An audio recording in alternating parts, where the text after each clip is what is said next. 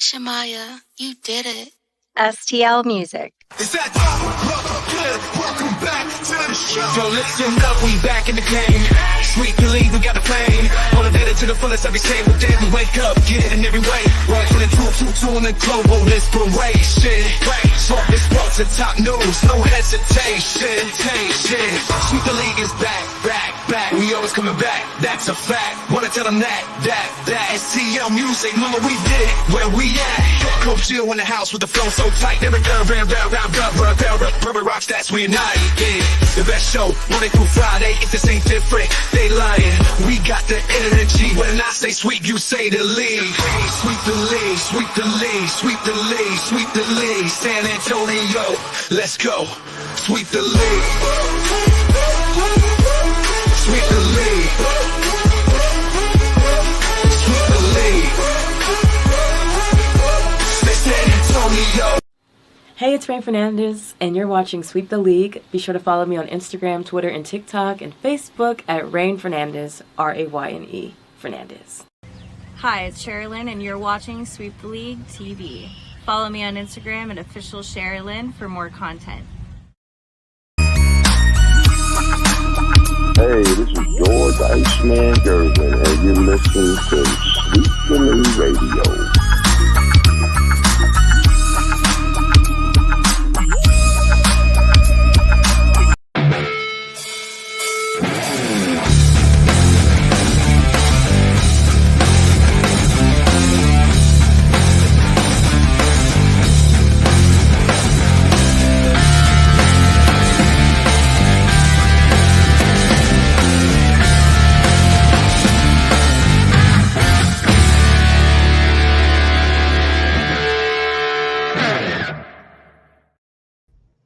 Welcome back to Sweep the League. Rudy Campos Sr. We are doing double time today. This is overtime. It's the regular edition of Sweep the League. Earlier, we had our NFL preview show. Hall of Famer Derek Gervin and myself. We broke down all the NFL. If you want to check it out, go to our YouTube page. All you do is search Sweep the League TV. Be a subscriber. Check out our YouTube channel, or actually check out our show that we did earlier this morning, actually at 10 o'clock. We broke down the NFL, gave you our predictions.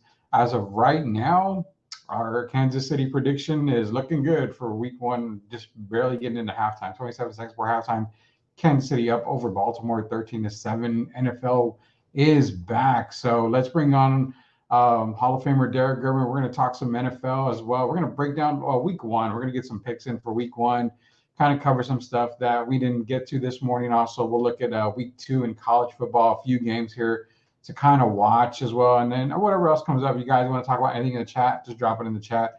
It is the Thirsty Thursday edition of Sweep the League. Shout out to our sponsors, MCS General Contracting, La Cocina Taco Truck, Specialty, and Castro & Sons Solar. Let's bring him on right now, the Hall of Famer himself, Mr. Derek Gervin. Did you sleep the rest of the day since we had to do an early show? No, honestly, I didn't. It's hard to sleep, man. I'm a sports junkie, so I still have to keep up with my tennis, my football, my basketball, hell, cornhole. So, nah, not much sleep. Cornhole. I played cornhole I played it a few times. I don't know how the scoring goes. I can't figure that out. I don't either, but I can throw them in the hole. I know that, but I don't understand the scoring either. So I guess we're in the same boat. What most people don't know is that you never want to challenge Derek to ping pong. From what I understand, you do not challenge Derek Gervin to any type of ping pong, period. I think that's true, right? Well, you can challenge me, but I know there can only be one victor and then one person who could do all the talking and making the excuses. So you know how that game goes.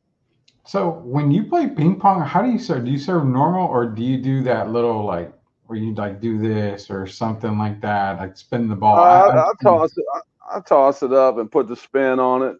Try to kind of emulate the way they play the game the right way, the way they really play the game. But I could play it either way. I've been playing it since I was about 9 years old. I got my first table when I was 9, and my mom saw that I had some skill, and so she didn't mind getting me a table. And hey, I just love the game, man. It's just good competition, and it's also a good workout. Oh, for sure, man, for sure. Ping pong is always a fun game. So two things I will never challenge Derek on is ping pong and basketball. Chances are I'm going to lose both. Well, I Definitely. don't know about the basketball. I think you might be able to get me in the basketball. I don't know. I mean, you're way taller than I am. You just put your hand up. I don't know if I can shoot that high. I'm not that good of a shooter, man. Well, look at the other side. Offensively, I'm shooting set shots now. So, yeah, you got a good chance. Well, we'll see. One day we'll have to go take up some jump shots or something, man. We'll get some of the comments. Tim Gonzalez is in here. Put up Blue Devils. Tar Heels suck. But speaking of Blue Devils, something we found out. We actually found out a little while earlier in the week about Ariana Robertson. Tore her ACL and MCL, so she's going to be missing the first season, her first full season at Duke. I'm assuming that she's probably going to be able to get an extra season from the injury. So you're really close with the family. Anything that you might be able to say about Ariana Robertson? I know it's a very tough time, very high prospect going into college basketball, women's college basketball, but I definitely know she'll be back.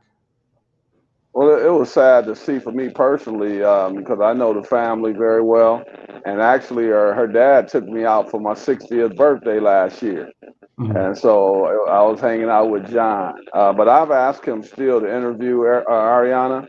I think it'd even make a better story now because she can tell the young people out here about what happens when things don't go as planned and having a backup plan. I believe next year she'll be back healthy, and I'm praying for that. It was sad to see it happen, and then happening in a 3-on-3 contest. Yeah. Kind of was sad for me playing overseas, but she's going to come back strong, and I think she'll be back better than ever. With all the technology we have today, I'm going to stay very positive. I think she'll make a 100% comeback. And I think this is a lesson for her. And I just think she'll continue to grow as a young lady. And we'll still be getting her on the show. I told her dad I wanted to give her a few weeks to herself and so to the family so they can kind of, discuss the things that need to be discussed as far as life before Yeah. basketball and after basketball. And then after that, we'll still be able to get her on the show. But I'm sending out my prayers to her. It was sad to see, but she's a great young lady, and I know she'll bounce back. Yeah, she definitely will bounce back. Prayers and thoughts with Ariana Robertson as she goes on the healing process now. Yeah, Tim was asking about redshirting her freshman year. I think she's going to be able to get that eligibility back. She'll get an extra year if she wants it for with Duke basketball. So yeah, she'll be back bigger and stronger. I mean, no doubt about it. Yeah, we'll ask Derek about week 1 of college football. Tim, don't worry about that. Seth Lord Elias is in here. He said accidentally took a kicker at round 4. Isn't working out. Rudy, he missed the kick. I believe he took not Harrison, but Justin Tucker in the fantasy football league that we are doing.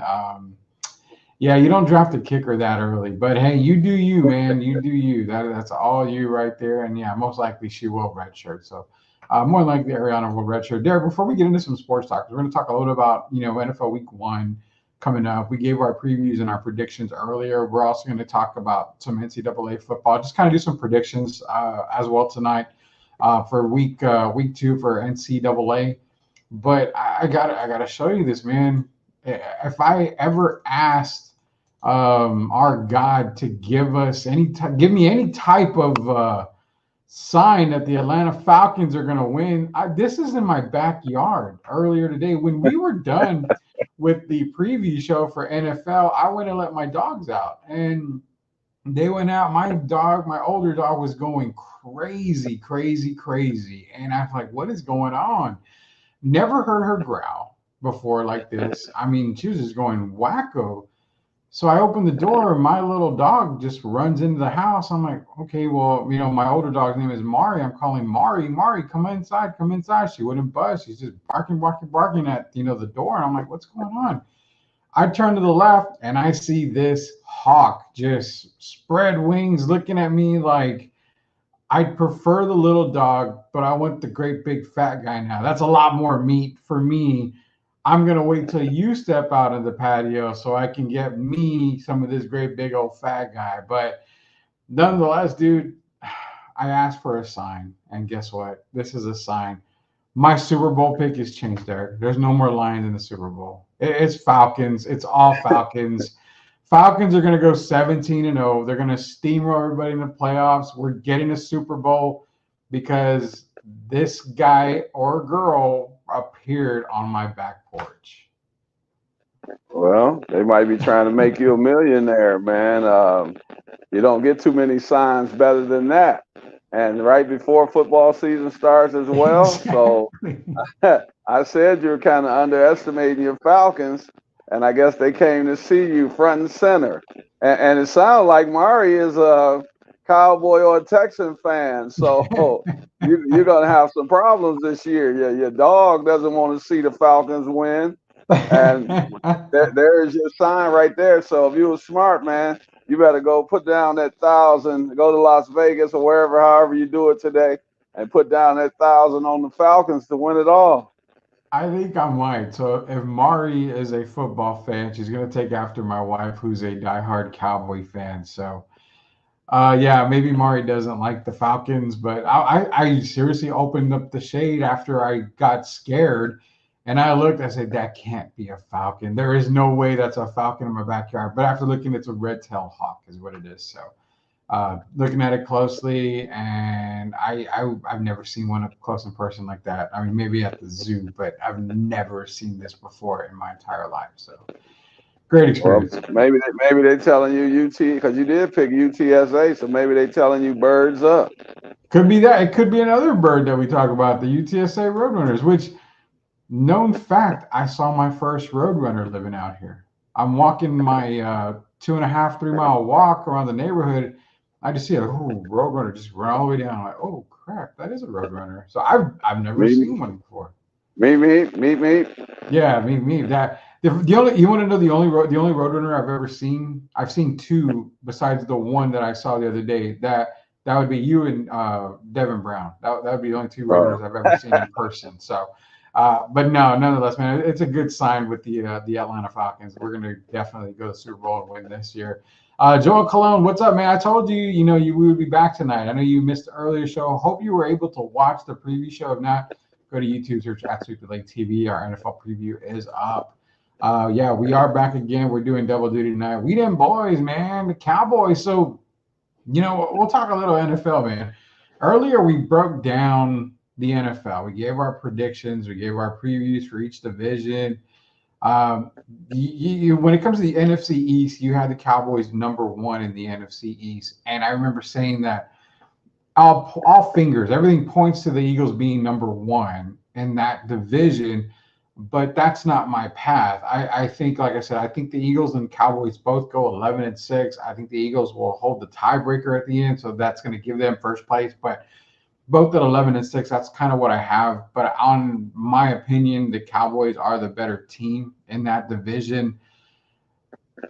And can they seriously make a run this season? Because it seems like the NFC is a little tougher than the AFC. And that's saying a lot because you're talking about a back-to-back championship in Kansas City. They're looking good tonight somewhat. But the Cowboys' road's got to be a little bit harder if you think about it. I think. I mean, you got Eagles. You've got the Lions. I mean, the Packers are no joke either. So is it easier or harder for Dallas to maybe come out of that NFC? Because I don't really buy San Francisco too much either. I think it's harder, and I don't want to upset people, but I think a lot of times when I know Kansas City has won back-to-back, and I think part of the reason is because these teams in the NFC beat each other up. And if you look at it, the NFC definitely has the tougher, I think, the better teams overall.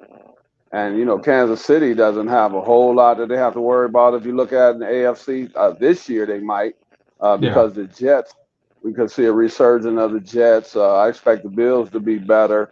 But if you look at it, you got the Browns. But if you go to the NFC, I mean, you're talking tough, man. You're talking about the Cowboys, the Eagles, the Rams, the Giants. I mean, the 49ers. You know what I mean to say the Giants.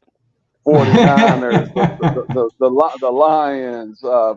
It's just a lot of tough teams. And for that reason, I think Kansas City has been kind of fortunate. I don't think Kansas City was the best team last year, to be honest with you, Mm-hmm. Rudy. But sometimes you get the breaks. And as you know, styles make games, and some teams knock each other off before a certain team might get to the Super Bowl.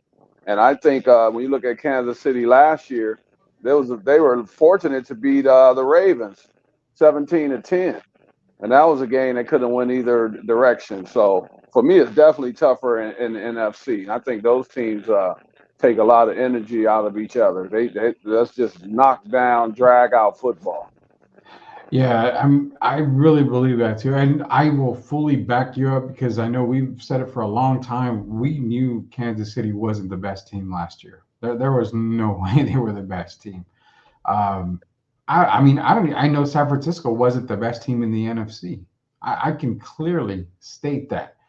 I really feel that San Francisco, dare I say, got lucky. I mean, I don't want to use the word lucky, but there was a couple of calls, couple of plays where could have gone either way, and if it went San Francisco's way, so they were able to get in. But the door's closed on San Francisco. I think, like I said, this is their last year.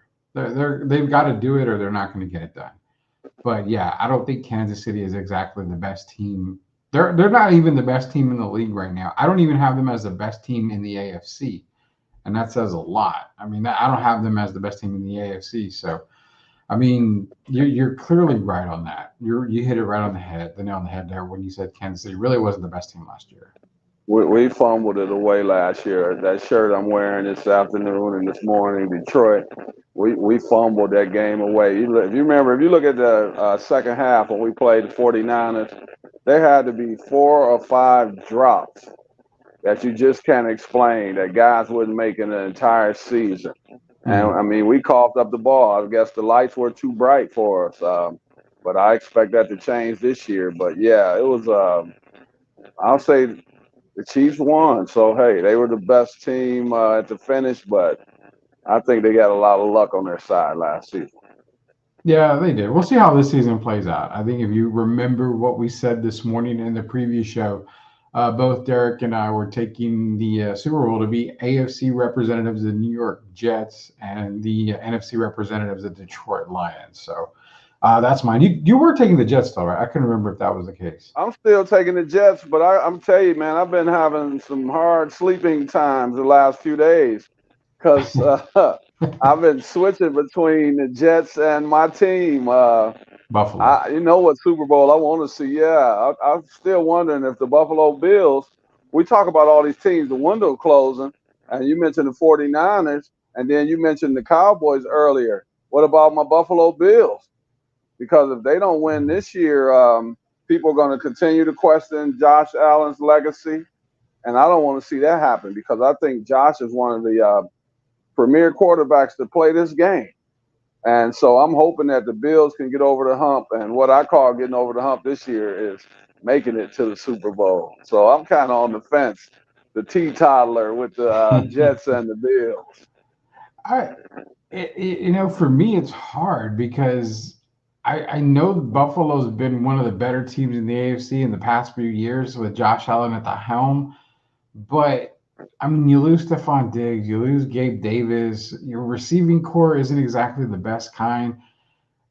It's not like Josh is Tom Brady, where Tom Brady can kind of go in with mediocre receivers. I mean, for all we know, he can make it work. And if he makes it work, then kudos to Josh Allen. But I don't know if I don't think he has the right weapons around him to make it to a Super Bowl just yet. I won't argue the fact, but I mean, if there is a conference that's a little bit more wide open, it is the AFC, I think. I mean, I think the AFC, you have more opportunities from other teams to come through out of the AFC that we're not too sure about. NFC, you kind of got some teams that you're like, okay, these are going to be the teams that should be there at the end.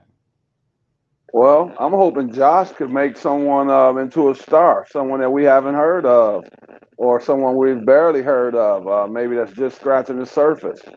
And you always have surprise stories that come out of a football season. And I'm hoping that this year maybe it'll be one of those one or two receivers that maybe just didn't get the opportunity that they deserve. I know it's going to be a big loss with Stephon Diggs, but I thought they had some chemistry issues with him last year. It seemed like him and Josh weren't always on the same page, and they had a few arguments. And then, sometimes when you get rid of that kind of stuff and you bring in some new young guys that are hungry, things can go in a upward direction. And that's what I'm hoping is going to happen with the Buffalo Bills. I still believe in Josh, but everyone else is going to have to step up. That's on both sides of the ball. And if they can do that, they're going to be a tough team to deal with, the regular season, the whole season. Yeah, and it goes back to the AFC. Anything can happen in the AFC, I believe. That to me, that's more one of the wide open conferences in the NFL. Louis Luna, La Cocina Taco Truck himself. What up, boys? Hey, welcome back, Louis. I knew you were on the show this morning, so welcome back.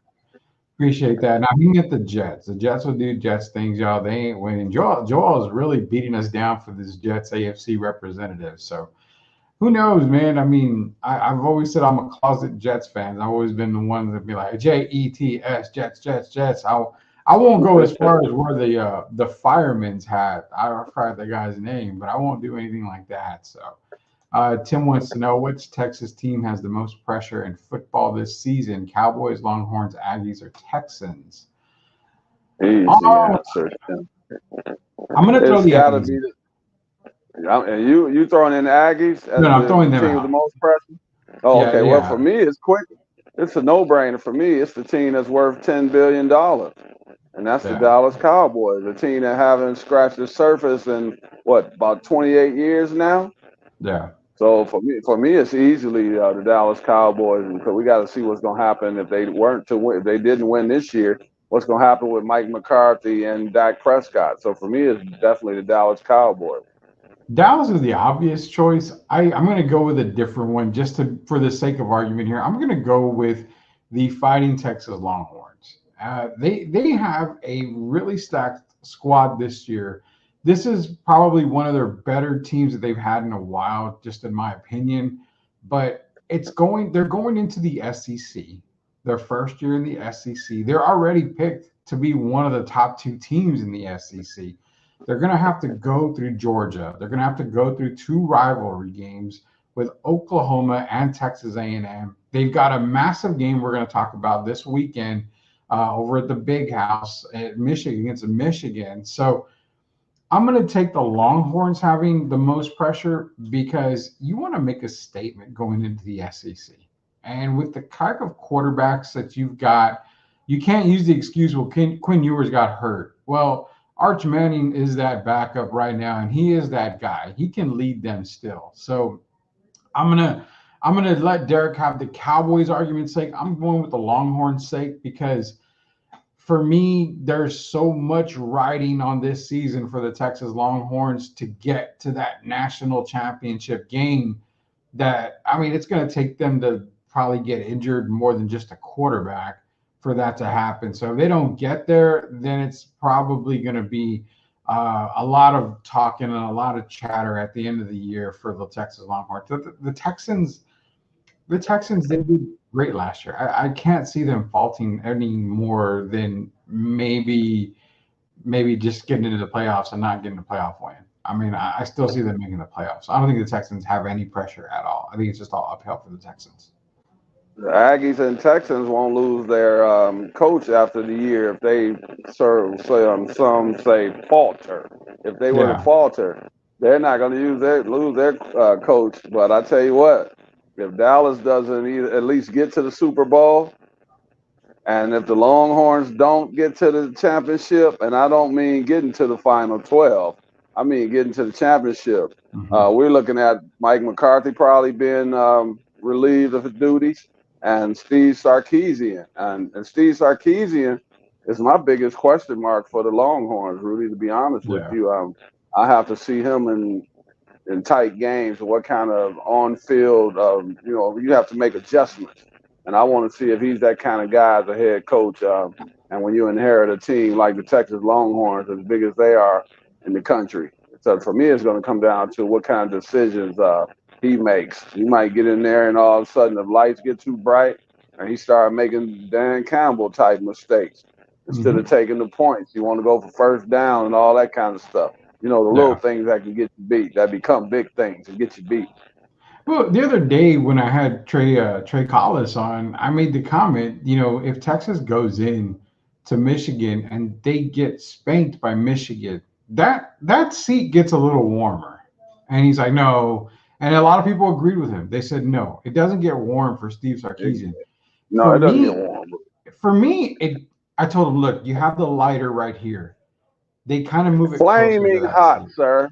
Flaming hot. Oh, you're going just flat out. It's on fire if they lose to Michigan. If they don't beat the Michigan Wolverines, flaming hot, because there are high expectations in Austin. And I just said Steve Sarkisian. He has to deliver. If they don't win, if they lose the first game of the season, man, that's not good. I guarantee you they're not expecting to go into Michigan and cough up this game.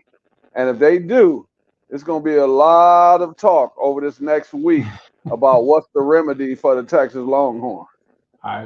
You were making the case for me. You know, I told Trey was the Longhorn season starts this weekend. Last week they played Colorado State. It was 52-0. Okay, cool. That to me, that was the preseason game for the Longhorns. They got it all out of their system. They know what they want to do. They know what they want to accomplish. The season starts now. There is no reason for them not to go into Ann Arbor and to not beat Michigan. I mean, Michigan has their new head coach. A lot of their offensive pieces are gone. Their defense is still their defense. It's tough, but they have some people. They have a different team on the other side of the ball right now. So I feel that this is a great opportunity for them to go. But if they don't win in Ann Arbor, you're right. You're calling it flaming hot. I said the seat got warmer, and the reason being because you still have Georgia, you still have A&M, you still have Oklahoma, you still have other games against other teams that are not cakewalk games.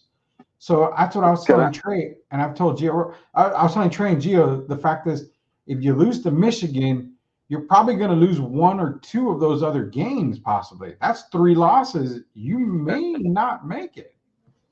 Rudy, can I explain why I say flaming hot? Yeah, go ahead. Okay, because you know me, I'm a Michigan guy, but I don't expect them to have a great year, okay? So if it was going to be the Michigan that we saw last year and Texas were to lose to them, then I could understand. I'm sure the media and all these people that do the voting could understand. But Michigan isn't projected to finish as high this year. So if Texas were to lose to them and then say Michigan ends up near the bottom of the top 25 as opposed to being a top 10 team, that's only going to hurt Texas more down the stretch when you start seeding for the playoffs.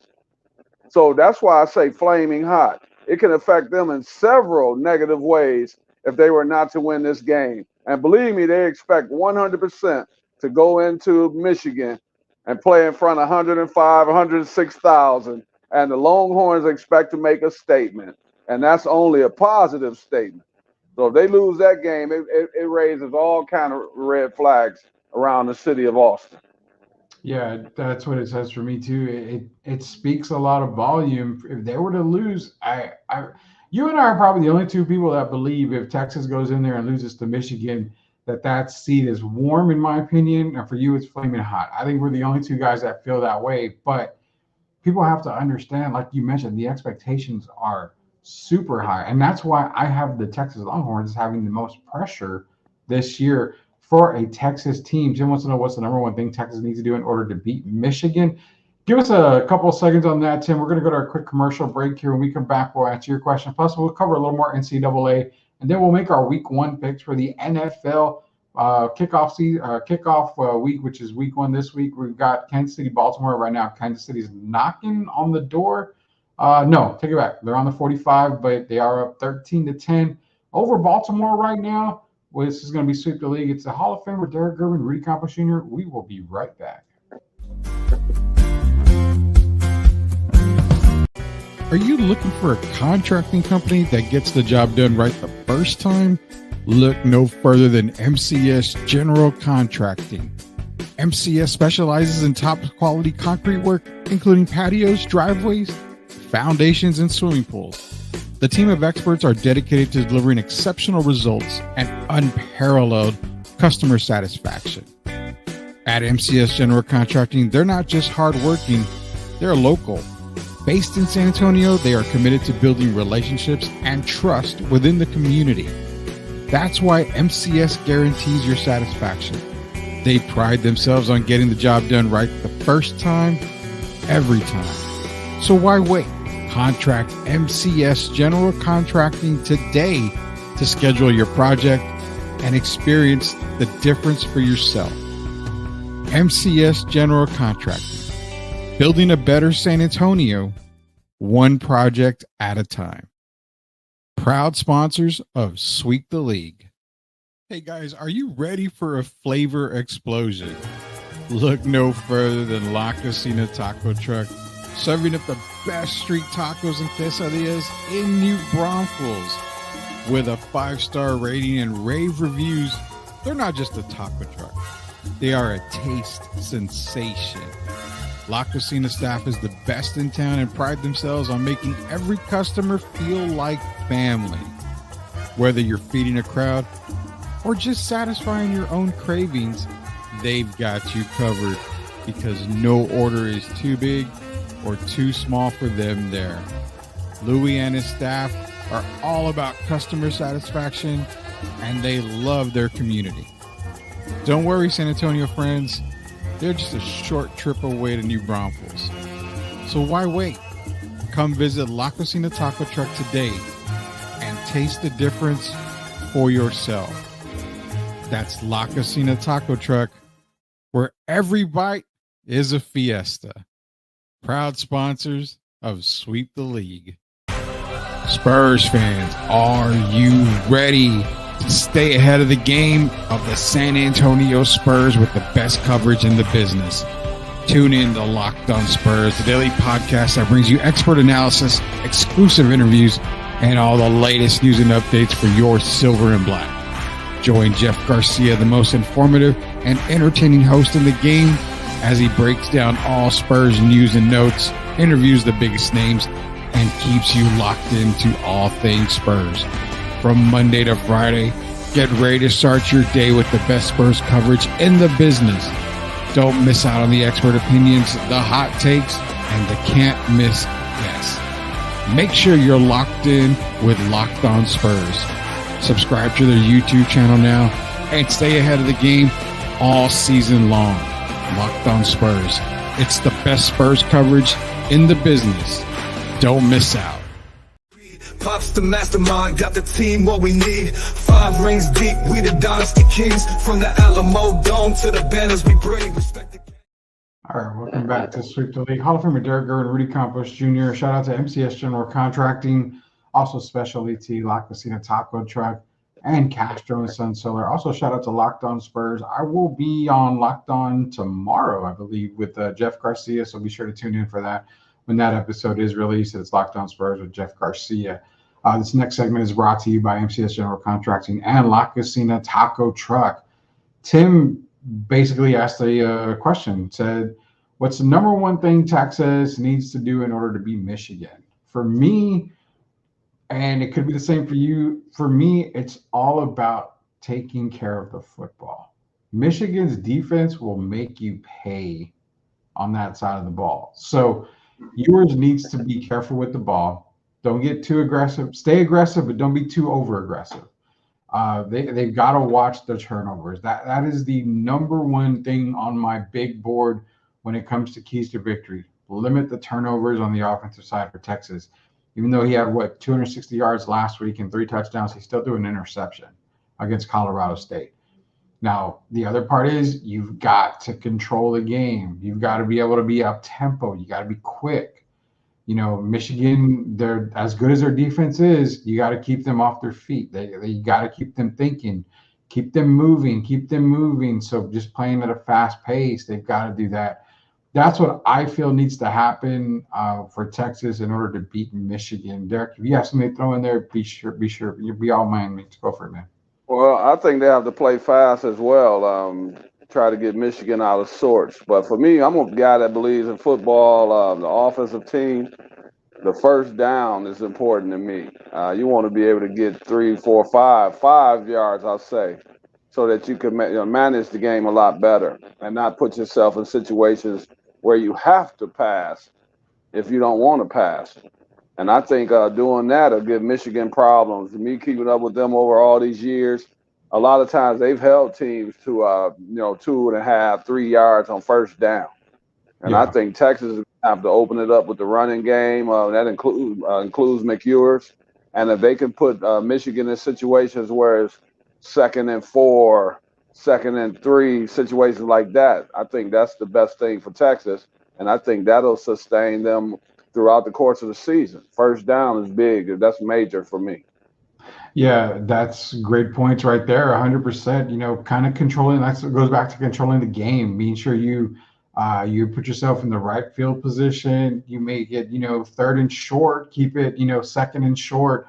2nd and 5, 2nd and 6 is a lot better than 3rd and 8, 3rd and 9 against a Michigan team trying to make a play left and right. So you 100% are right on that. You got to keep the momentum if you're Texas.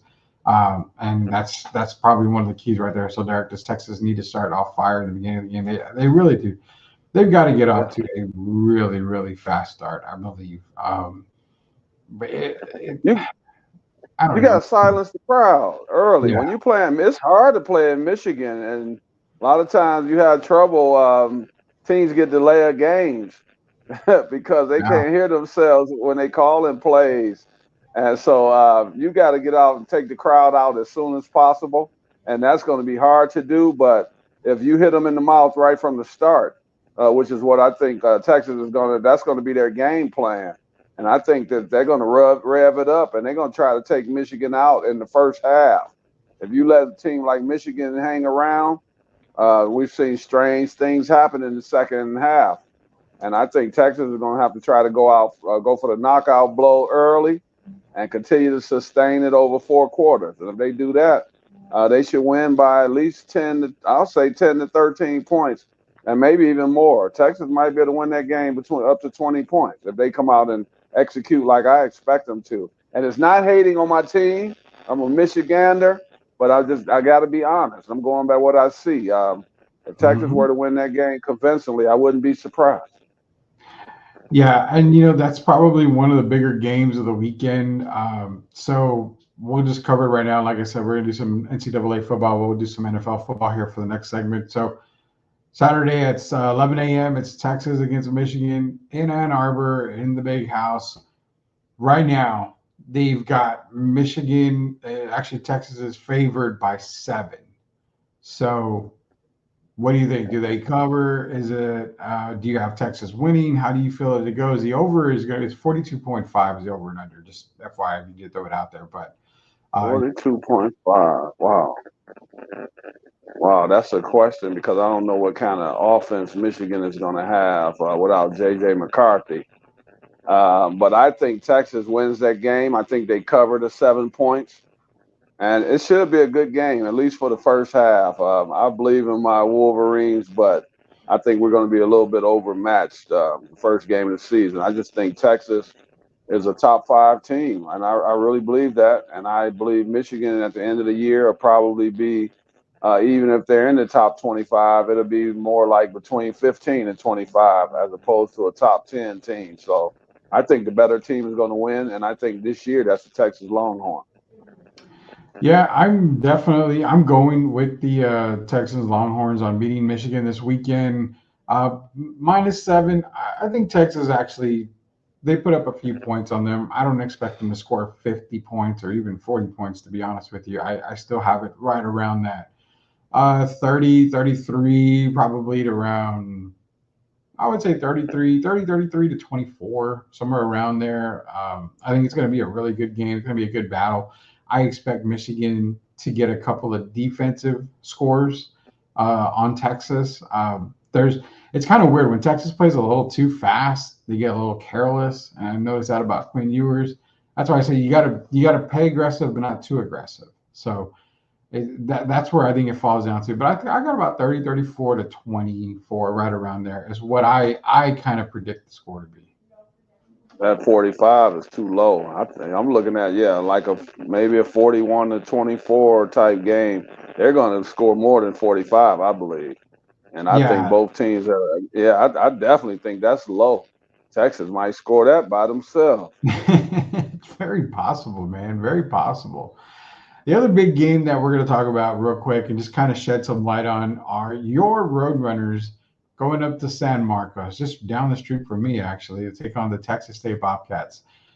Big rivalry, man. Nobody would have ever expected to say, well, Texas State versus UTSA, that's a massive rivalry. Well, Texas State has been an improving team, and they are actually one of the better teams in college football. So this is going to be a barn burner, man. I see the comments back and forth, fan bases on both sides going back at each other on Twitter.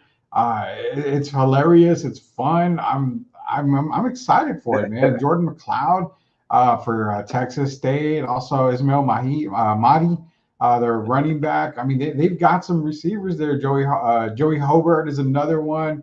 Jaden Williams and I think Kale Wilson or somebody. I think it's Kel Wilson. Texas State's not a team to mess around with, and my heart, my head, everything is telling me that UTSA does come out with the victory. It's going to be a lot closer than anybody can imagine, but I also have this gut feeling that Texas State could really ruin my 12 prediction there when it comes to college football playoffs, Derek. I'm kind of scared of this game, to be honest with you.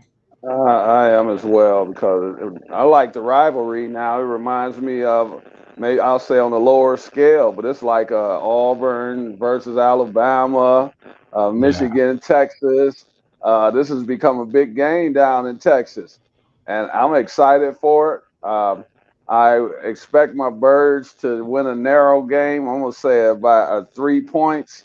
Yeah. But it's gonna be a tough one. Texas State has continued to get better over the last few years, and I never thought I would say this because I'm used to UTSA versus Southwest Texas.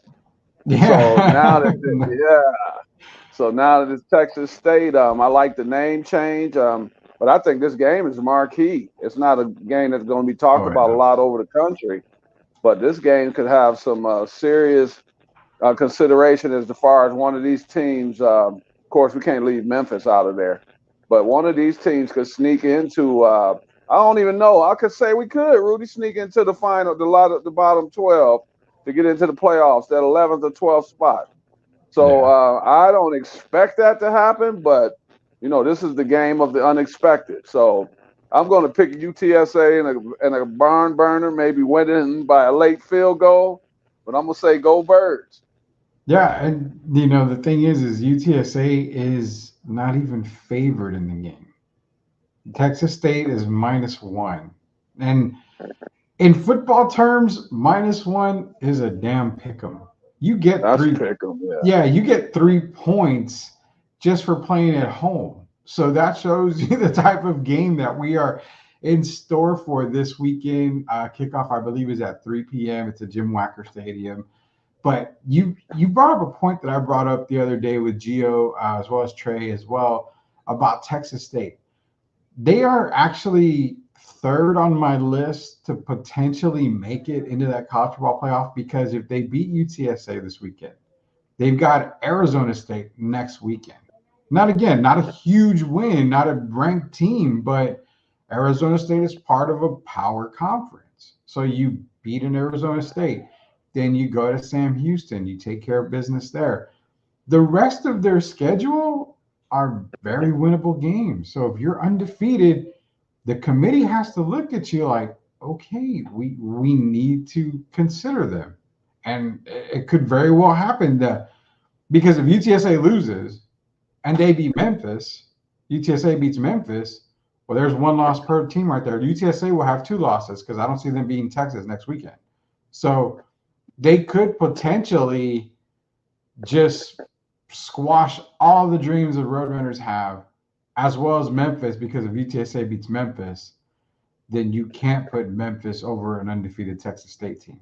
I mean, it's so crazy We're go- college football now with these extra teams getting in.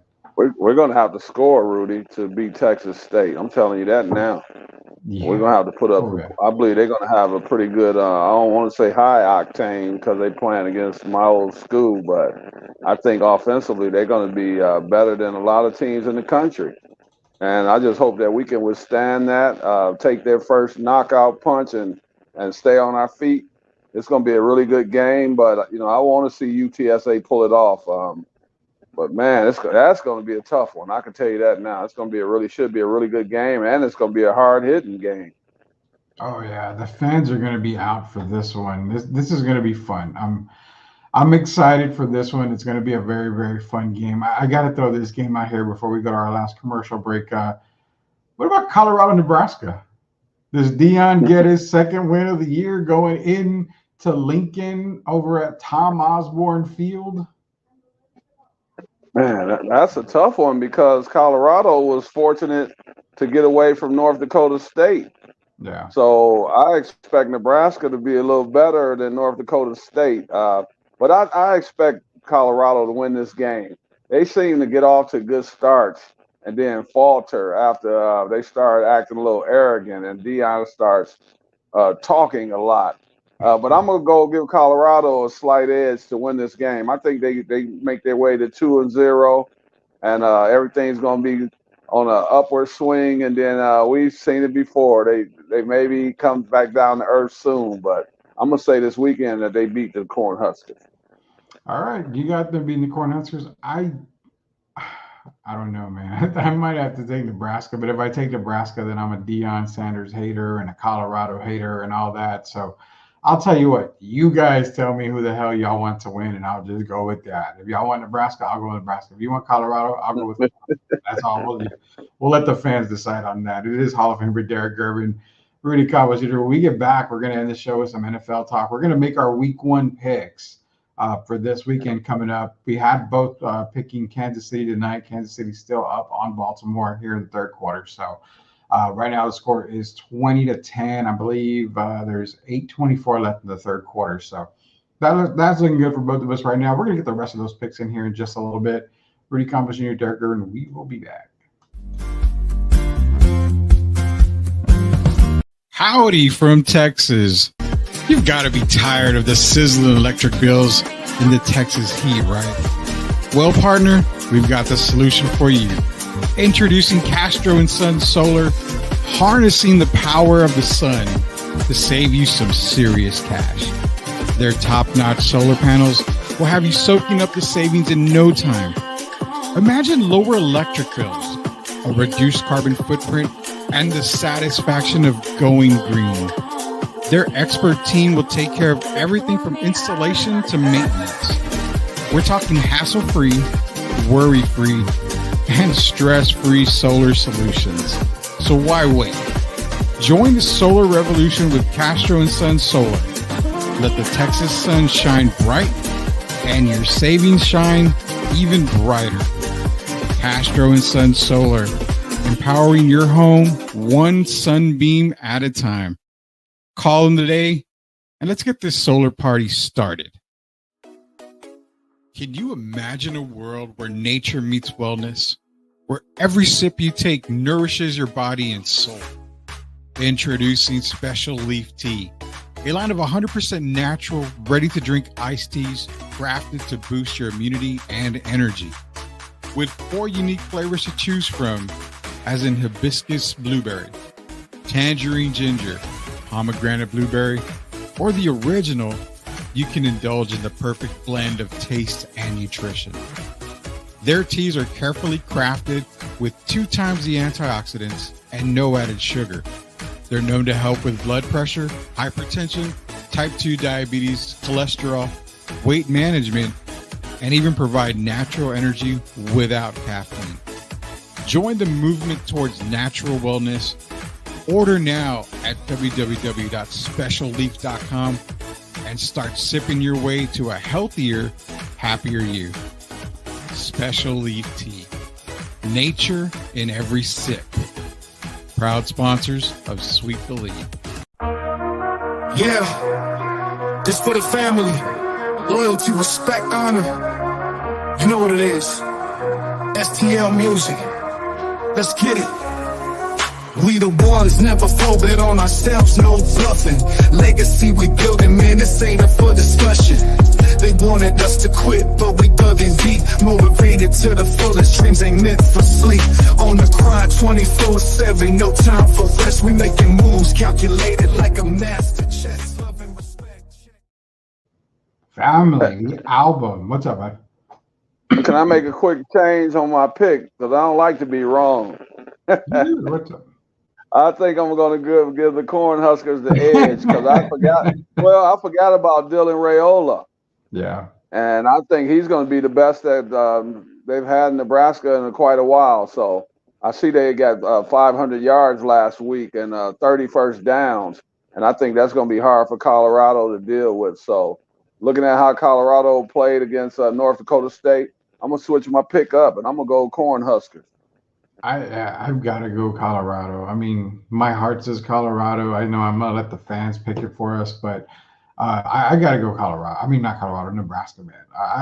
I'm liking Nebraska this weekend against Colorado. Then we're going to hear the whole, well, my players in this and my players in that and da-da-da-da-da. We just don't get it done. We just don't, yeah, okay, well, let's get back to the next week then. Yeah. Like, you got to let it go, man. But you don't let Travis, I'm sorry, but you don't let I think the scouting report is out. Now, the young man is a superstar, Travis Hunter, but I think teams are going to be keying on him. And I'm still a little nervous, Rudy, about him playing on both sides of the ball. Yeah. As the year goes on. But in this game, yeah, I'm going to switch it up. I'm going to say that the Cornhuskers they're going to come with all they have. And I expect them to be able to handle Colorado, maybe 34-24, something like that. But, yeah, I'm going to pick Nebraska. Yeah, I'll definitely get ready for the Nebraska win at Tom Osborne Stadium this weekend over Colorado. Just a quick mention, October 1st, our Sweep the League STL SOTB's very first album ever coming out, Family, is going to be available October 1st. We gave you guys a little preview here in a little bit. Well, in the show, at the end of the show, we'll give you another preview as well of Family, the album coming out. Big shout out to our producer, SOTB, the STL SOTB collaboration. STL Music is back. It's here for good. It's going to be a lot more albums are coming out. We're working on a lot of that right now. So be sure to grab that on October 1st. These last segments are brought to you by MCS General Contracting, Special Leaf Tea, Castro and Son Solar, as well as La Cocina Taco Truck. We're going to get into NFL talk, man. We broke down the divisions. We broke down everything else, Derek. Now it's time for the pick-ups. We're going to do them on Thursdays because, we can do them on Fridays. But, sometimes you got to coach, and I want you to be here to make the pick-ups. Gio can give me his picks later on. So we're going to share this screen here so we can get the games listed. And here we go. Obviously, we can't pick the Ravens and Chiefs. We took the Chiefs tonight, both you and I. So tomorrow night, Packers and Eagles in Brazil, Sao Paulo, Brazil. Because it's on a neutral ground. This is a tough one for me. This is hard. This is like very, very hard. I like the Packers with their youth, but I also like the Eagles. You know what, Derek? I'm going to go with a high-scoring game. I'm going to go with the Packers to win over the Eagles in week 1. Give me the Packers. Well, I'm sitting here looking at it. I picked all my teams, so I'm sitting here looking at I had Eagles over the Packers. I know people can't see it, but I end up circling the Packers. So I'm thinking I hate to see Saquon lose his first game in the Eagle jersey, but he's used to losing. Don't worry about him. I think Jordan Love is going to have a breakout, just a spectacular year. He wants to show people that he can do it for 17 games as opposed to 10 or 11.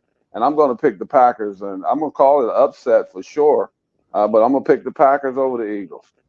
All right, you got the Packers. Louis in here. He's saying the Eagles. Eagles are going to fly, according to Louis. I'm not mad about that at all. So he's taking the Eagles. If you got your picks in there in the chat, drop them in the chat. We'd love to announce them here on the air. So next game we got is Cardinals and Bills, Derek. As much as I'm not on the Bills bandwagon, I got to take them in week 1. Give me the Bills to win. I think Josh Allen is going to have a really good game, but for fantasy perspective, I'm going to throw this out there. You may want to start Marvin Harrison Jr., the rookie. I think he's going to have a really good game. So give me the Bills to win, and let it be a fun game with Marvin Harrison and Kyler Murray. Yeah, it should be a good game. Bills 41, 24 for the Cardinals. But yeah, I'm definitely picking the Bills. I think Josh starts off passing for 4 touchdowns. He might have a turnover or 2 in there. That's been his history.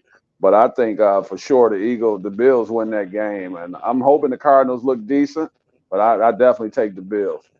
Yeah, at least 2 touchdowns. At least 2 touchdowns by over at least 2 touchdowns. 2 touchdown lead. So in that one, the Bills are favored by 6.5. So at least a touchdown. At least a touchdown. Then we've got the game of the year right here. The Panthers and the Saints starting off that NFC South rivalry. But nonetheless, man, I like the Saints. I'm going to take the Saints. The Panthers, I'm not quite believing yet. I still give them a couple of weeks to get to try to get their feet under them. Bryce Young is still young. I think he's still learning. He's going to improve this year. Like I said, I don't have the Panthers as the worst team in the league. Wouldn't surprise me to see them win 5-6 games this year. So I don't have them that bad, but I do have them starting the season 0-1 at the Caesars Superdome against the New Orleans Saints. There's no question. I have the Saints. I'm hoping that Panthers are at least respectable. They kind of played well at the end of last year. They improved. You can see improvement. And a lot of times all you ask for is improvement. But I'm going to definitely say the Saints win that game. I would say that on a neutral field. So I'll definitely say playing at the Superdome, I'm going to take the Saints over the Panthers. The Saints over the Panthers. Texans and Colts. Now, this is a game here. It's a game. Another great game to start the season with. Texans come in all the hype. They've got Stephon Diggs. They added Joe Mixon. Their defensive side of the ball just got upgraded even more. Will we see C.J. Stroud take that sophomore leap into another tier or have the sophomore slump? Can't really say that about Anthony Richardson on the Colts side because he got injured last year. Why does my stomach and heart tell me that the Colts are going to probably pull off this upset in week 1? But I'm going to be the betting man. I'm going to use my mind right here, and I'm going to say the Texans win. But I'm going to put an asterisk because I have a feeling the Colts come out really, really strong. Texans are only favored by 3. So technically it's kind of a pick 'em in a way because Colts get 3 for being home. But give me the Texans, but I wouldn't be surprised if the Colts won this game. I would be surprised. I think CJ is ready to let everyone know that he's going to be in the MVP voting. And I just think the Texans are a better team. And then I think Stephon wants to get off to a good start, but they'll probably be keying on him. So some of the other receivers will get an opportunity to get a name for themselves. And I just think CJ is going to pass for over 300 yards, maybe even 350. And I'm going to take the Texans to defeat the Colts in a close game, but I expect the Texans to win that game by about maybe 6 to 9 points. We're batting 500, you and I. We're identical right now on these picks. Right now we go to Jaguars and Dolphins. Now we are playing at the Hard Rock Stadium in Miami, which really doesn't mean anything because both teams are in Florida. So Dolphins are favored by 3.5. I'm taking the Dolphins on this game. I think Tua has a monster game this weekend. Tyreek Hill should have a really good game. Jalen Waddle would be a key factor as well. I think Jacksonville keeps it close. This is probably a 24-18 type of game, 24 maybe to 20 type of game. But give me the Dolphins to start the season 1-0. I'm taking the Dolphins, and I think Tua is coming out with at least 350 yards. And I think Tyreek is going to have a breakout game, first game of the season. I'm expecting him to get at least 2 touchdowns. And I just think they're the better team. So I'm going to go with Miami. I think Tua wants to show people that he's worth the money. He's got the bag, he secured the bag, and now there's still a lot of skepticism out there. And I think he wants to quiet some people. So I'm taking the Miami Dolphins. Hall of Famer Derek Gervin, Rudy Campos Jr., Sweep the League coming to you live tonight here. Go to our YouTube page. Just go to YouTube, search at Sweep the League TV. Be a subscriber today. We're breaking down week 1 of the NFL, giving you our picks for week 1. Vikings at the Giants. Man, this is another game that just turns my stomach in the wrong way. Bad quarterback play all over the place on this one. You see me yawning over here, man. Too bad they have to play the game, right? Well, yeah. I'm gonna, you know what, Derek, I don't know why. I'm taking the Giants to win at home. Just give me the home team in this one. My luck, I'm gonna get it wrong, and the Vikings are gonna be looking like Super Bowl contenders with Sam Darnold under the center. But I'm taking the Giants. I think Daniel Jones has been criticized enough by all the haters out there. I think he at least throws for 2 touchdowns and 4 picks this weekend, but that's enough to get the Giants to win. Well, we finally disagree. I'm going Minnesota Vikings all day. I know Daniel Jones wants to prove people wrong because some people had him rated as number 32, the 32nd rated quarterback in the entire league. Yeah. And I know he's going to take that as a slap in the face. But I just don't think they have a really good team this year. I don't think the Giants did enough over the offseason. And I think the Vikings are going to be better than a lot of people think. I'm going to take Minnesota for sure and convincingly in this game. That's why he's the man. He's the Hall of Famer, and I'm not. So because he knows all his stuff. No, I don't. Patriots at the Bengals. Patriots are one of my worst teams in the league to start. In our prediction in our preview show earlier today. No doubt about it. I'm taking Cincinnati to win this game. Even without Jamar Chase, which I have no idea if he's playing yet or not. I haven't seen any news come out. But even without Jamar Chase, I do not see the Patriots beating the Bengals. Joe Burrow's back. T. Higgins probably has a monster game this weekend for you fantasy players out there. Definitely play T. Higgins. But, yeah, give me the Bengals to start the season 1-0. Burrow passes for at least 300 yards and 3 touchdowns. And I take the Bengals. I think they're going to kind of shellac the Patriots, to be honest about it. So, yeah, I'm taking the Cincinnati Bengals. Taking the Bengals. Now we go to the Steelers and Falcons. Well, if we remember, I had a hawk come tell me in my ear that the Falcons are going undefeated and they are going to the Super Bowl and winning the Super Bowl. So because I had that, vision and the hawk appear to me and talking to me, and I'm not on drugs. I don't do drugs. I've never done a drug in my life, but I promise you the hawk was talking to me. I earlier said I don't know if I would take the Falcons over the Steelers. Damn it, Derek, I'm taking the Falcons over the Steelers this weekend. I'm going 17-0 when it comes to Falcons football. Give me the Falcons to win in Mercedes-Benz Stadium.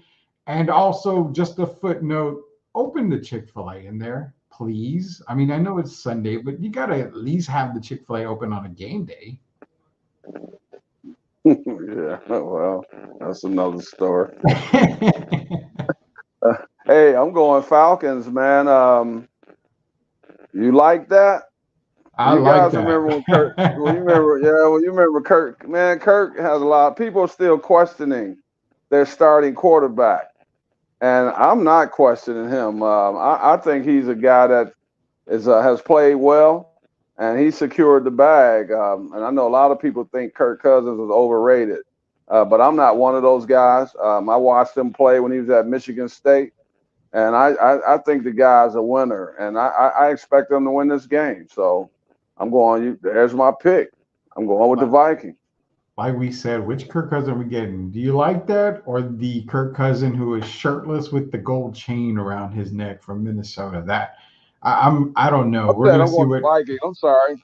Falcons. You know who I meant. Oh You yeah, no, got no, me I know all who you thrown. mean. I'm still thinking about the bird in your yard, man. Yeah, I'm going with the Falcons. Hey, Rudy, Yes, do sir. you know there were some people that honestly that picked the Falcons to go to the Super Bowl? I did see that. I really did. So yeah, I think the Steelers are a team that struggles early. As we know, they get out the gate a little sluggish sometime, and then they have to salvage their season in the second half of the season. And I think this is going to be another one of those type years. So I'm going with the Falcons to get off to a good start. I'm making Tim happy. I went with Daniel Jones and the Giants over the Vikings. So that was the only game that we disagreed on there. But Joel does make a good point here. He says Bengals are notorious to slow early season starters, and Alex Van Pelt beat the Bengals several times while OC in Cleveland. Don't be surprised if the Pats either keep it close or pull off the upset. I think it's close. I don't think they pull off the upset, but hey, that's why they play the games on Sunday, Thursday, or sometimes Saturday, and now even Friday. Jeez. There I said it. Let's go, Pat. So we know Joel has the New England Patriots going 17-0 this season, just like the Falcons are going to go 17-0, which means if the Falcons go 17-0, Patriots go 17-0, that's a Patriots Falcons Super Bowl. That's a rematch of my nightmare right there. 28-3. Do you like that? Give me that, Kirk. Do you like that? Hey, Joel, if the Patriots scored 21, you should feel like this is a Super Bowl. So I expect them to take a thrashing by the Bengals. I think Burrow wants to prove to everyone that he's healthy, and I think you're going to see one of the Cincinnati's going to be one of the teams we're going to be talking about all season. Well, one thing is also for sure, Derek, is the fact that every prediction we make, we don't have the same thing that one Florida State fan said, where he would eat dog poop if Florida State didn't beat Boston College.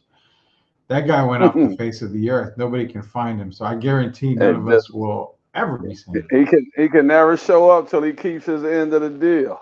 Oh God, he's definitely gone, but I'm not eating anything near that, so not at all. But we're moving right along. Titans at the Bears. Bears are favored by 3.5. Soldier Field. Caleb Williams with the debut. Now, Titans are going to stop the run game. They're not a really good secondary type team. So, is this a moment where I go Bears 1-0? Louis is going to love me for this. He's probably going to give me a free taco. I'm going to take the Bears to start the season 1-0. I can't believe I said that. But yeah, I have the Bears starting 1-0. Caleb Williams off to a great start this year. I had the Bears winning this game as well, but the closer it gets to it, oh man, I don't know. I think the Titans are going to try to shut the young fella up. Caleb has done a lot of talking. During the off season, and I had the Bears winning this game, but I think for some reason the Titans are going to find a way to win this game in the second half, in the fourth quarter. And so I'm going to change my pick from the Bears, and I'm going to go with the Titans to win this one. Man, you make me want to switch my picks over now. Jeez, but no, I'm sticking with the Bears. Definitely going to take the Bears to go 1-0 over the Titans, and really will have nightmares of Shadur's top 10. Shadur is not a top franchise quarterback team. You got to get out of there with that. Joel Cohen's laughing because he said he would be surprised too if they scored 21 points. The Patriots, that is. Rudy's nightmare of being seen secure as top franchise quarterback. Yeah, Louis Luna, bear down. Let's go. I've got them going 1-0, Louis. I can't really say for the rest of the season, but we're going to take it week by week. Next game, we got a few more games to cover here. Broncos at Seahawks. The Bo Nix era is in effect. Just because it's in Lumen Field in Seattle, I'm going to take the Seahawks for this one. I think Bo Nix has a decent game, maybe 200 yards, 225 yards passing, probably a couple of touchdowns. He's probably going to have a couple of picks as well, but decent start to his rookie campaign. But yeah, give me the Seahawks on this one. Yeah, I think Bo is going to have it's going to be an awakening, I'll say. Welcome to the NFL. This is not preseason. This is the regular season. Sean Payton has handed the keys over to Bo Nix and even made him a captain, I believe. Yeah, That's the first rookie captain they've had in quite a while. So that's going to be interesting, but I expect them to come up on the short end of the stick. I just think the Seahawks are going to be too physically dominant on both ends of the ball. So I'm taking Seattle to win this game.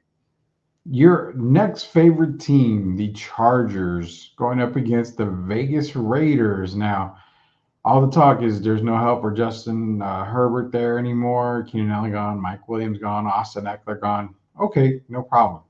But insert Jim Harbaugh, former NFL head coach, had some success with the San Francisco 49ers. So I like this game because for me it's like almost a no-brainer, but I'm going to take the Chargers in a fairly close game. I think it's going to be a lot closer than what people think. I think it's more going to be around maybe a 17, 18 to 15 type of game. You're going to see some field goals there. I think scoring's going to be a little bit hard in this game. It's only 40.5 points between the two, and that's why I say maybe an 18 to 15, maybe 21-17 type of game is what I have. But give me the Chargers for the win. Well, I want to see the Raiders coach do well, but I think Mr. Pierce is going to come up a little short. I think Justin Herbert's going to let everybody kind of remind everyone who he is. And I'm taking the Chargers to win this game. I think the Raiders are going to be a team that's going to be formidable for a lot of teams. They're going to challenge a lot of teams, but sometimes you just come up a little short, and I expect them to come up short against the Chargers. So I'm saying let's go Jim Harbaugh. Let's go Justin Herbert. How about those Chargers? Both of us taking the Chargers. Cowboys at the Browns. Now, the Browns are favored by 2.5 in this one. Very, very tough game. Everything says Cowboys, Cowboys, Cowboys. But to me, this is one of those early games where you might see a little bit of a surprise. Oh, man. I would normally take the Browns in this game, but I don't trust Deshaun Watson just yet. So give me the Cowboys in this one, but this could go either way, to be honest with you. I'm going to take the Cowboys very, very close. 20, maybe like 27 to 21, maybe something like that. I mean, it's going to be a close game regardless, but I'll take the Cowboys against the Browns. I had picked the Cowboys over Cleveland, but this is going to be a tough one because I know that Cleveland defense is going to step up. My biggest question is what kind of conditioning is CeeDee Lamb in? What kind of shape is he in? Because I know he's been out for most of the training camp. Yeah. And I know, and he's going to be an integral part of the game tomorrow. So that will be my question. I'm like you. It's going to be one of those games, 27-25 or 30-28. But I'm going to stick with my pick. I'm gonna say the Cowboys edge it out, and Dak comes out and has a really good game. And, yeah, I'm going to pick the Cowboys. This is, out of all the games, this is the one that's hardest for me to pick. But I'm gonna go with the Cowboys because I picked them earlier in the week, and I'm going to stand by it. Yeah, I'm going to take the Cowboys too. You got the Commanders at the Buccaneers. I think the Jaden Daniels era is going to be off to a pretty good start. I expect them to have a pretty decent rookie season. I have Bo Nix as my offensive rookie of the year, but Jaden Daniels at a very close second. Nonetheless, you're at home in Raymond James Stadium. I'm going to take the Buccaneers. Experience outweighs, the rookie for Jaden Daniels. So give me Baker Mayfield and the Tampa Bay Buccaneers. I agree. I'm going with experience. I don't think either one of them are great. I think Jaden has potential to be a great quarterback. But that first game, I think it's going to – sometimes you have little hiccups. It doesn't mean you're not going to be a spectacular player. It just means that sometimes you find out the guys are a little quicker, a little bigger, and a little stronger than what you're used to. And I think for me, I'm going to go experience. So I'm going to take the Buccaneers to win that one. But I think it's going to be a good game, another close one. I think the Commanders are going to be very respectful, but I'm taking the Bucs. Sunday Night Football is upon us. It is the Rams going to Ford Field in Detroit to play the Super Bowl bound Detroit Lions. I'm jinxing the hell out of them, aren't they? Jesus Christ, I can't be doing that. All right, so the Rams are going to play the Detroit Lions. I really like the Rams. I really, really like the Rams a whole lot. But again, Detroit made so many good moves in the offseason. It's so hard to pick against them. I know there's going to be weeks that I've got to pick against them. And Derek, as much as I don't want to, I kind of want to go with the Rams in a way here. But I'm going to go with the Lions on a sneaky pick here. I'm going to stick with Detroit on Sunday Night Football. I think they show America on national TV why they're considered Super Bowl contenders. Give me the Lions. Man, the Lions have been waiting for several months now, to show everybody that what happened in the playoffs was a fluke. I think they were the best team. I just think they're the deer in headlights for some of the guys, but I think the Lions are the best team going into this year. I have them to win the Super Bowl, and I think I'm looking at a 14-3 team, and I think they whitewashed the Rams. Matt Stafford and Jared Goff both have 24 wins each since the trade went down in March of 2021. But I'm going Detroit all day and all night. Detroit Lions in a whitewash over the Rams. There you go, taking the Lions there. And Joel made a comment, and he actually did this morning about Derrick Henry not fitting the Ravens style. So I really agree with that, because you've already got a running quarterback. Lamar's going to get majority of the carries per se. What I foresee Derrick Henry being in Baltimore is Jerome Bettis. Goal line back, gets the tough yardage that you need to get. I think he would have been better suited in Dallas, in my opinion, Derrick Henry. But nonetheless, he's in Baltimore, and I think, like I said, he's going to be more of that Jerome Bettis type of player. Man, I'll even throw in a name. Maybe the kids don't remember him, Derek, but he reminds me a lot right now. Like, remember Christian Okoye from the Kansas City Chiefs, the Nigerian nightmare. Yeah, that's who I'm foreseeing Derrick Henry to play. Just getting those tough yards, and then the goal line back as well. Just giving him the ball, and because you're like on the 4 or 5 yard line, he's going to be able to barrel his way in there. So, yeah, good point, Joe. Very, very good point. Good comment as well. I like those comparisons. The bus, Christian Okoye. Yeah, the only one you left out was Fridge Perry. Oh man, the Fridge with the Super Bowl touchdown right there at the one. And I'm still upset, man. Mike Ditka, you need your butt whooped, man. Give Sweetness his flowers, my man. Yeah, I will agree on that one, man. That's crazy, man. But Mike Ditka, that's a whole character right there, just alone in his end.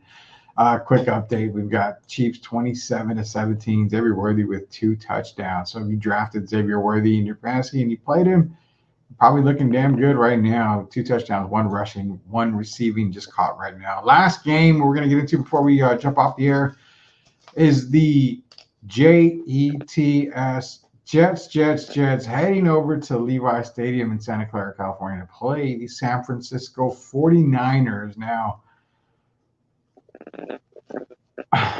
I like the Niners in this game just because it's in San Francisco. But if I remember correctly, I'm an old man, but my memory still works from time to time. Aaron Rodgers has always been pissed off at San Francisco for not drafting him, for taking Alex Smith over Aaron Rodgers. Rodgers has a squad this year. He's got youth around him. Breece Hall. You've got Garrett Wilson. I'm taking, and I'm going to spell it on my card here, JETS, Jets to start 1-0 on the season. Oh, boy. I wish I could go with you. I think the Jets are going to be a team that's going to peak as the season continues. to go on, but I think Aaron's going to take a loss in this one, and then he'll come back stronger next week. But I think the 49ers have too much offense, and I think with Debo and these guys and Christian McCaffrey and Kittle, and then you got Ayuk is a happy man. He got his contract. He got his $30 million a year. I'm going to see that Brock Purdy steps up to the plate, and I'm going to take San Francisco to win this game. There you go. These are our picks, man. We've only 3 games that we were different on. I had the Giants winning. Derek had the Vikings winning in the Super Bowl matchup right there, or the NFC title matchup right there. Also, not to be left out, the Bears and Titans. I took the Bears. Derek took the Titans. And last but not least, the Jets and Niners. I took the Jets, and Derek took the 49ers. So football season continues, man. It continues this weekend. We've got great college football games. We've got week 1 of the NFL. It's going to be fun. It's going to be an exciting weekend. I'm going to be glued to my TV. I plan to not go anywhere this weekend.